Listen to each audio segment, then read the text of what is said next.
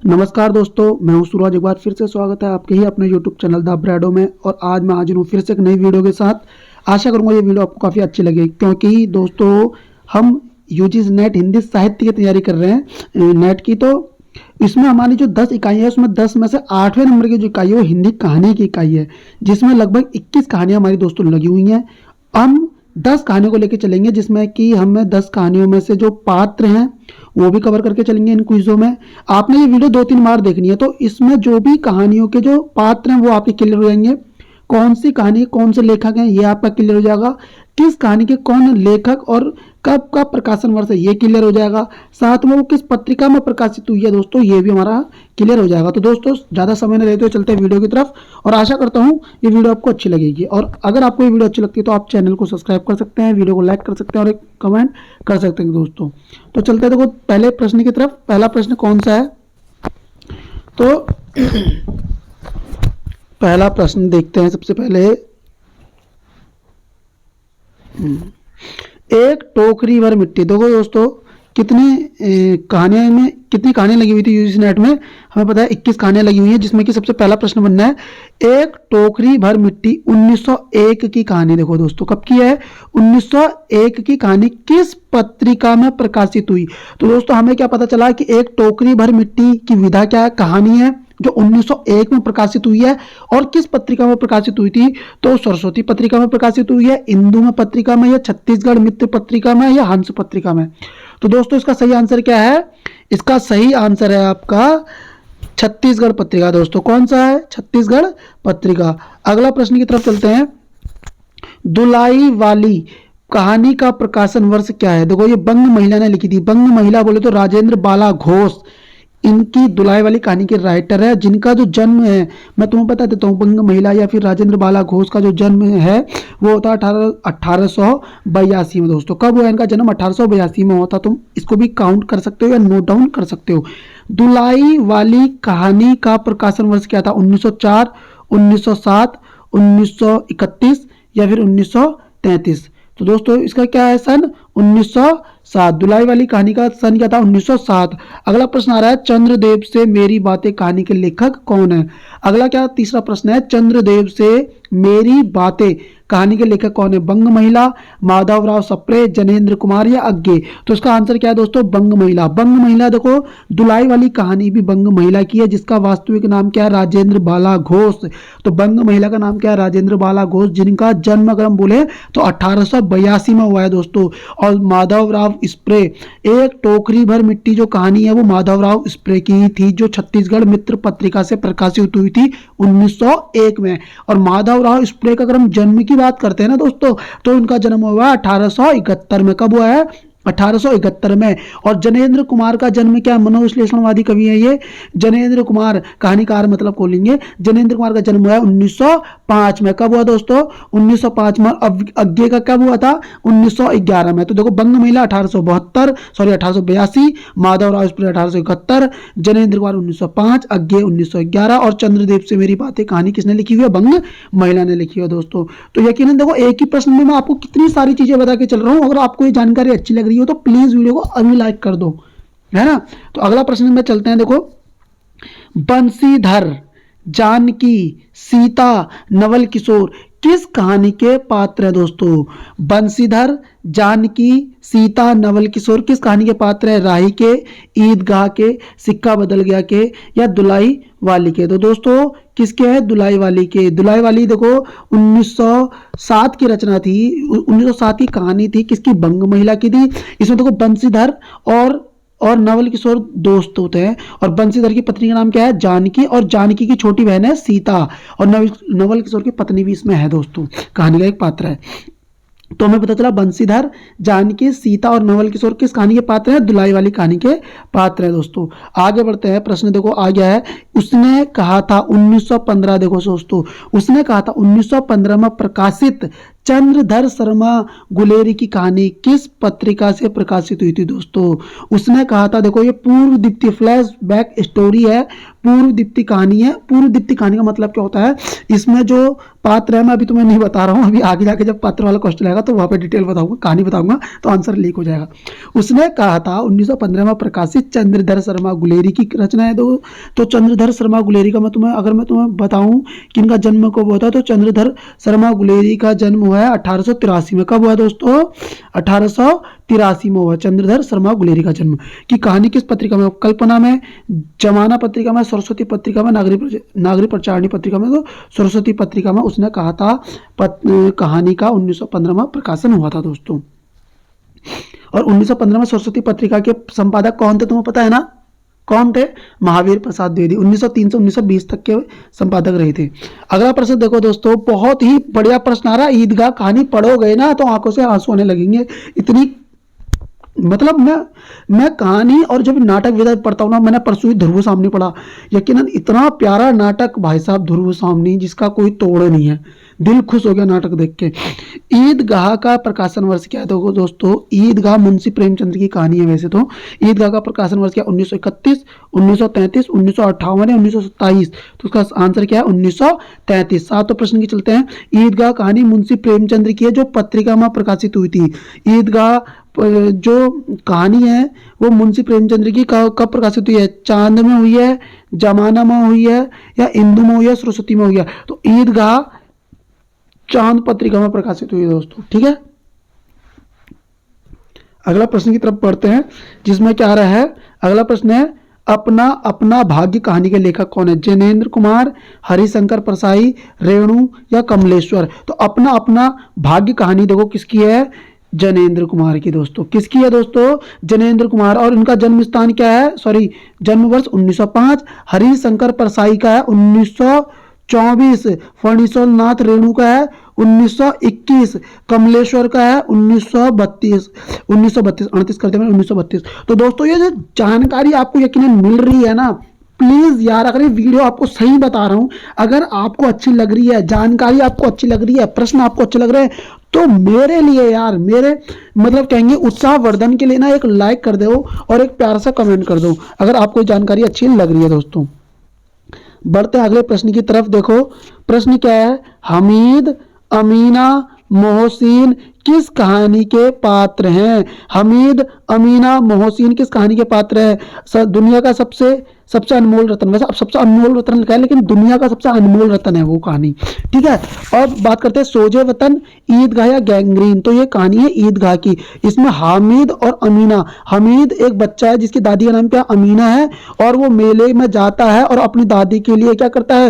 एक चिमटा खरीद के लेकर आता है। वो बोलता है कि मेरी दादी रोज खाना बनाती है, उसके मम्मी पापा नहीं है हमीद के, और उसका हाथ जल जाता है दादी का, तो उसके लिए ये क्या करता है? उनके लिए एक लोहे का चिमटा लेके आता है। और मोहसिन क्या है? हमीद का ही एक प्रकार से दोस्त है दोस्तों। अब बात करते हैं अगली कहानी की, जिस कहानी में 10वां प्रश्न है, गैंग्रीन कहानी के लेखक कौन से हैं? गैंग्रीन, तो अज्ञे ऑप्शन में है जैनेन्द्र कुमार, चंद्रधर शर्मा गुलेरी या जयशंकर प्रसाद। तो गैंग्रीन कहानी के लेखक कौन है दोस्तों? अज्ञे। कौन है? अज्ञे सच्चिदानंद वात्स्यायन अज्ञे, जिनका जन्म वर्ष क्या? 1911। जन्मेंद्र कुमार का 1905। चंद्रधर शर्मा गुलेरी का क्या था? 1883।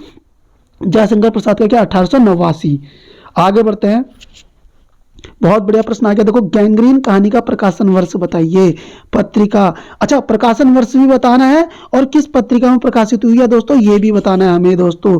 तो पहला ऑप्शन है 1833 कल्पना पत्रिका, 1915 सरस्वती पत्रिका, 1831 विपदगा पत्रिका, 1958 अपरंपरा पत्रिका। तो इसका सही आंसर है दोस्तों, गैंग्रीन का जो सन है वो 1831 है और विपदगा पत्रिका से निकली थी दोस्तों। याद रहेगा क्या? याद रखना हमें कि गैंग्रीन जो पत्रिका है आपकी 1831 में विपदगा पत्रिका से निकली थी। अगला प्रश्न आ रहा है, कानों में कंगना राधिका रमण प्रसाद की कहानी कब प्रकाशित हुई थी? तो कानों में कंगना 1912 में प्रकाशित हुई थी और राधिका रमण प्रसाद का जन्म है 1890। कब का है इनका जन्म दोस्तों? 1890 का। अगला प्रश्न की तरफ चलते हैं, 13वां प्रश्न। दुनिया का अनमोल रत्न, दुनिया का सबसे अनमोल रत्न कहानी प्रेमचंद्र की है, जिसका प्रकाशन वर्ष कब हुआ था दोस्तों? इसका प्रकाशन वर्ष कब हुआ था दुनिया का अनमोल रत्न का? 1907 में हुआ था। हालांकि 1907 में ये एक कहानी के रूप में आई थी और 1908 में ही कहानी संग्रह आया था इनका सोजे वतन, जिसमें ये कहानी भी ऐड थी दोस्तों। तो याद रखना, दुनिया का अनमोल रत्न जो कहानी आई थी 1907 में प्रकाशित हुई थी। और अगर प्रश्न ये बन जाए कि दुनिया का अनमोल रत्न सोजे वतन कहानी संग्रह में कब शामिल हुआ था, तो 1908 में। सोजे वतन 1908 में था। अब याद रखना, ये जमाना पत्रिका में आई थी दोस्तों। किस पत्रिका में निकली थी दुनिया का अनमोल रत्न? जमाना पत्रिका में निकली थी, याद रहेगा।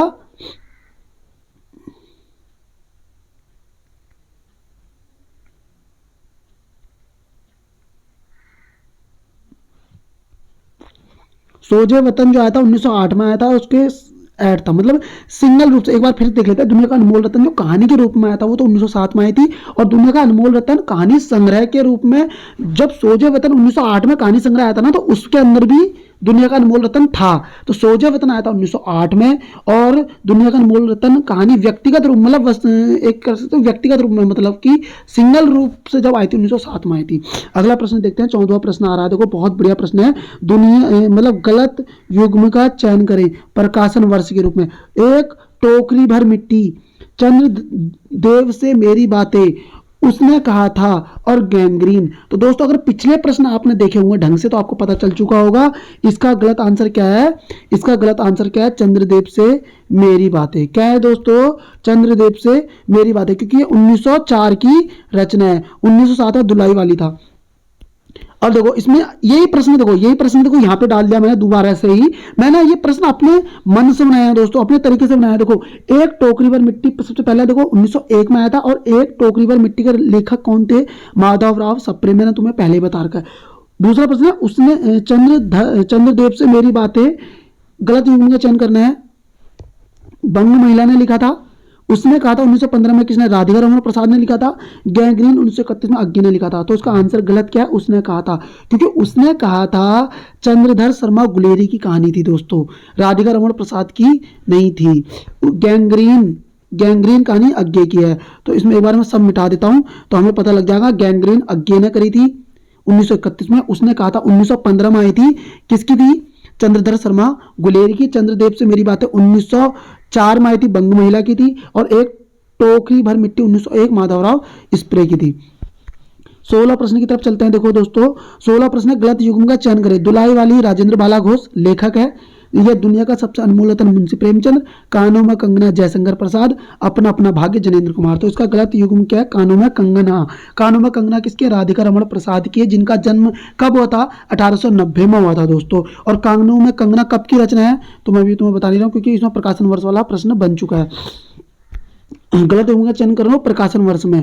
तो दुलाई वाली दुनिया का सबसे अनमोल रत्न, कानों में कंगना, या अपना अपना भाग्य। इसका गलत आंसर क्या है? कानों में कंगना 1912 की रचना है दोस्तों। कब की रचना है? 1912। इसमें 1910 दिया। अपना अपना भाग्य 1931 की थी।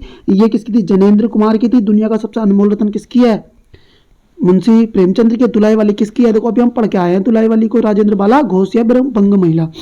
अब देखो प्रश्न आ गया 18वां। दिल फिगार और दिल फरेब काला चोर पात्र हैं किस कहानी के? दिल फिगार, दिल फरेब और काला चोर पात्र किस कहानी के हैं? चीफ के, दावत के, परिंदे के, दुनिया का सबसे अनमोल रत्न के, राही की। तो उसका आंसर क्या है? 1907 की कहानी थी दुनिया का सबसे अनमोल रत्न। इसकी ये मुंशी प्रेमचंद्र की कहानी है, जो जमाना पत्रिका में निकली थी। इसी में दिल फिगार, दिल फरेब, काला चोर है। जो दिल फिगार है ना, दिल फिगार लड़का है, दिल फरेब से प्यार करता है, यह समझ लीजिए। अब देखो प्रश्न आ गया है 19वां। किरण योगेश्वर जूही नरेंद्र मोहन पात्र हैं किसके? किरण योगेश्वर जूही नरेंद्र मोहन पात्र किसके हैं? दुलाई वाले के। उसने कहा था कि काना में कंगना के, चंद्रदेव से मेरी बातें के। तो दोस्तों ये किसकी है? किरण दुलाई वाली के तो होनी है, उसने कहा था कि है नहीं। कानों में कंगना के। दोस्तों ये किसके हैं? कानों में कंगना 1900 1912 के, जो राधिका रमण प्रसाद की एक रचना थी उसमें थी। और कानों में कंगना जो है ना इंदु पत्रिका में प्रकाशित हुई थी दोस्तों। किसमें हुई थी कानों में कंगना? इंदु के कानों में कंगना, राधिका रमण का। ठीक है, इस तरीके के साथ करना। 20वां प्रश्न है लहना सिंह, बोधा सिंह, सूबेदार वजीरा सिंह और हीरा। हीरा नाम या होरा नाम इस तरीके से लिखा था, पात्र हैं।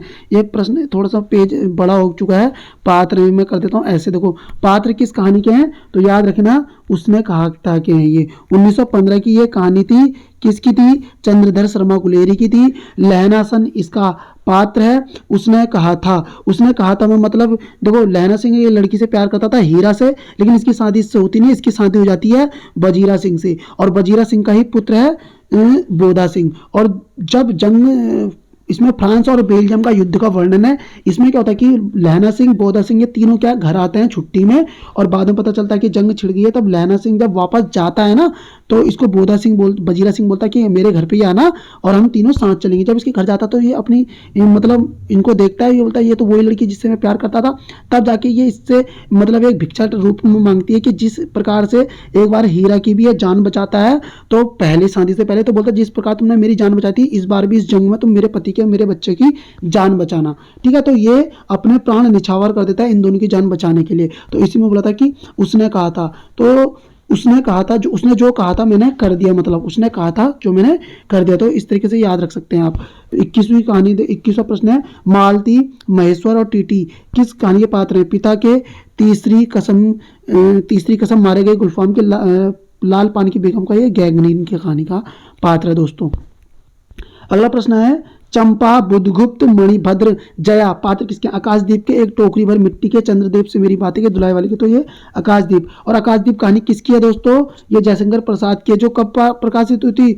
1929 में। और 1929 में आई थिंक ये आई थी आपकी आकाशदीप इंदु पत्रिका में आई होगी या फिर सरस्वती में आई होगी। ये आपके लिए होमवर्क है। आप कमेंट में पिन करके बताएंगे दोस्तों कि आकाशदीप कहानी किस पत्रिका में प्रकाशित हुई थी दोस्तों।